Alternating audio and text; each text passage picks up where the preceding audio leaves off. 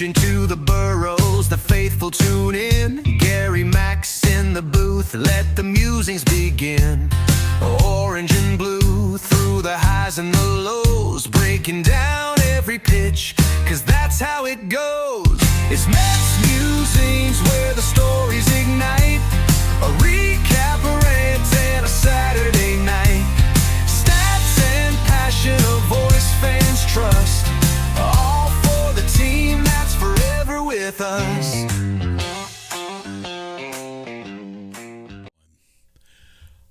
Hello, everybody, and welcome to another edition of MetsMusings. It all comes down to this. 3 games left. 3 games. The Mets are up by 1 for the third wild card game. It all comes down to this series, and, a sweep would be lovely. 2 out of 3 a must, and still an issue there. So they have to buckle up and really get down to it this weekend. Last weekend, they lost 2 out of 3 to Washington. That hurt. They could have used winning 2 out of 3 there would have been very helpful for the Mets, but they only won 1 game of that series. They did bounce back and take 2 out of 3 from the Chicago Cubs. Again, a sweep would have been nice there too. Any wins at this point. It comes down to these 3 games, and it's tough to be very optimistic, to be honest. Brandon Sproat goes tonight against Sandy Alcantara, who has been pitching like the Sandy Alcantara of old lately. That will be a tough task tonight. After that, the pitching is up in arms. We don't know who. We have no idea. The Mets have not announced any starters for the rest of the series. Will it be David Peterson, who will go Sunday, maybe, on regular rest? Could it be Sean Manaea on Saturday? Could they pull a complete left turn and pitch Kodai Senga? Nobody knows at this point. I'm not even sure if management knows at this point, but let's just say it does come down to these 3 games. And let's take a look at how the Mets can win this thing. Here is their clinching scenarios up on the screen. You can see it. They clinch. If they win 3-0 and the Reds go, doesn't matter. The Reds are eliminated. The D-backs would also be eliminated if the Mets sweep. If the Mets go 2-1 and the Reds go 2-1 or worse, the Mets and the Mets are in. The D-backs get eliminated 2-1.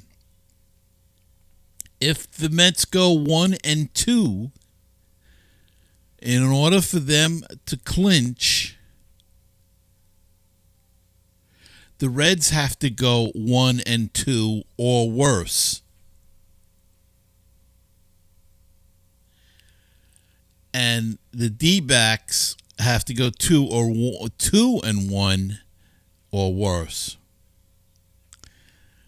If the Mets get swept, they can still clinch this, but then they hope that the Reds get swept and the D-backs go 1-2 or get swept. So the most likely, let's face it, the best way to clinch this thing is to go and sweep the Marlins. Not going to be easy, but that's what they're looking at this point in time.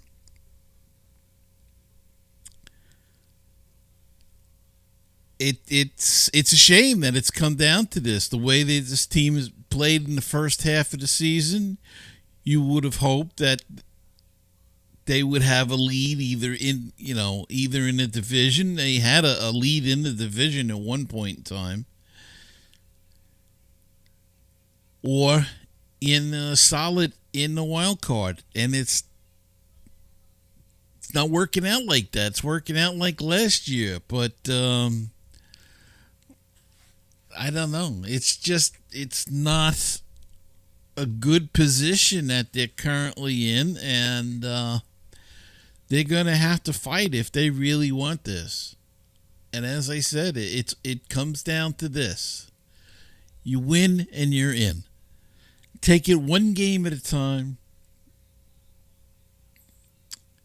and just hope for the best. And let's hope Brandon Sproat has a terrific start tonight, and the Mets bats come alive and stay alive through this weekend, and can take care of the Marlins, because it's all on the line. So let's hope for the best as we head into the second half of the year and the last weekend of regular season baseball. Hard to believe, isn't it? Season's over already. Wow. It just seems like it started sometimes. It seems like it's a long year, but then when it gets down to the end, it just seems like, where did the rest of the year go? It seems like it was yesterday that the Mets had 20, 30 games left. Now it's down to 3. 3 games. Unbelievable how quick it goes by. But it does, and it is here.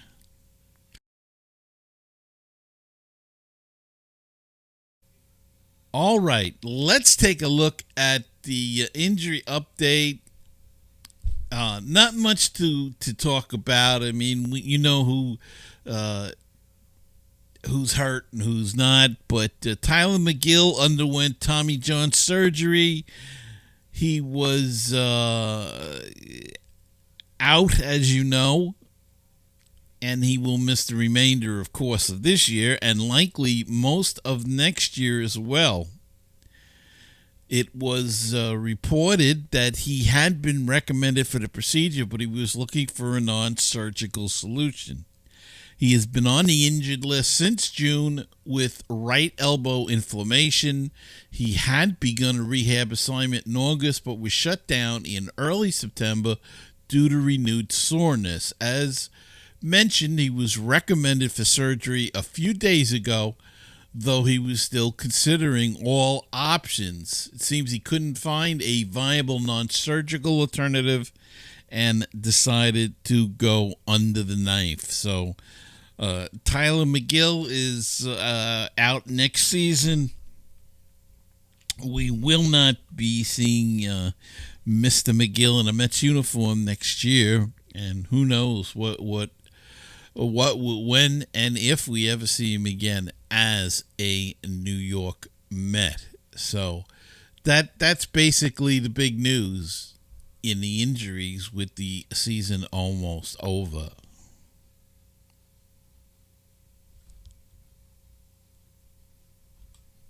And I guess we could have kept this in injuries, but in other news, the Mets announced they brought back Tyrone Taylor. As we all know, he's played in the games against the Cubs. He has been reinstated, and Jose Siri has been designated for assignment. Jose Siri is pretty much a bust for this organization. He got hurt early, broke his leg. It didn't heal right, had some other issues, made it back to the club, but did not hit. I think his batting average was like 0.63, and just didn't cut it, and so he is gone from the Mets. He'll be designated for assignment. Tyrone Taylor played the last 2 Cub games and will probably play these 3 games, as the Mets need to put out their best defensive team. The last weekend in against Washington was a joke defensively. So the Mets, in order to make their best showing, have to have their best defensive team out there, and that means Tyrone Taylor should be in center field, Nimmo in left, Soto in right. In the infield last night, they did a little bit different. Acuna played second base. We have not seen him in a while. And Beatty played third. Now, Beatty, you'll probably play these 3 games. Righty, lefty, doesn't matter. Because A, he's earned a spot, and B, he's their best defensive guy at third. Vientos is a liability, and right now they need a tight defense. So he's their best bet at third base. Turned in a nice play last night. Barehanded grab on a slow roller, threw the guy out, and hit a 3-run homer. Beatty did. So he's earned that spot. You got to play him. They need their tightest defense in there. Acuna was in at second. Didn't do much with the bat. It'll be interesting to see if he's in tonight or if they go back to Jeff McNeil, who struggled a little bit defensively, but on the other hand, you do need that bat in there as well. So it's just a tough situation to be in coming down to these last 3 games. Again, we had hoped that they would have had some kind of cushion coming into the final weekend, but alas, it is not to be. All right, let's take a quick break, and we'll come back with some good news from the minor leagues right after this. Baseball and BBQ, your place for interesting baseball talk, opinions, and history. Baseball and BBQ, your place for barbecue recipes, tips, and interviews from the world of barbecue. If you like baseball and if you like barbecue, then tune in to Baseball and BBQ. Find us on iTunes, Stitcher, Google Play, and BaseballTalkRadio.com.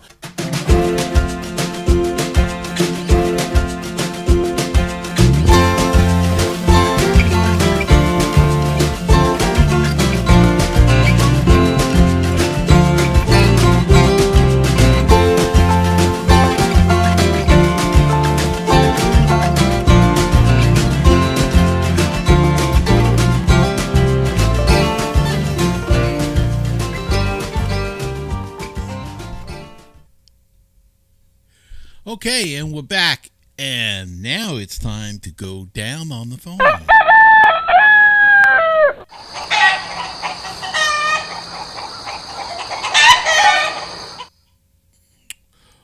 Well, we're going down on the farm, and it has been a decent year. The minor leagues are now completely done. Syracuse finished their season on Sunday. The playoffs are all done, and Double-A Binghamton had a great season. Their record-setting season got even more memorable.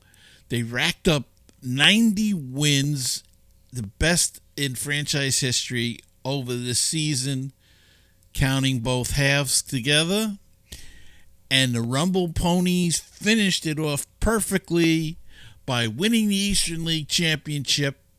For the first time since 2014, Binghamton became the second Mets affiliate to win a title. As we reported last week, the Brooklyn Cyclones won the High A South Atlantic League Championship. So 2 affiliates won.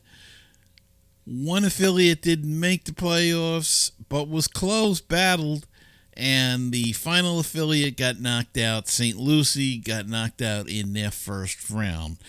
The Rumble Ponies upended a two-time defending champion in Erie to take home their fourth crown in franchise history.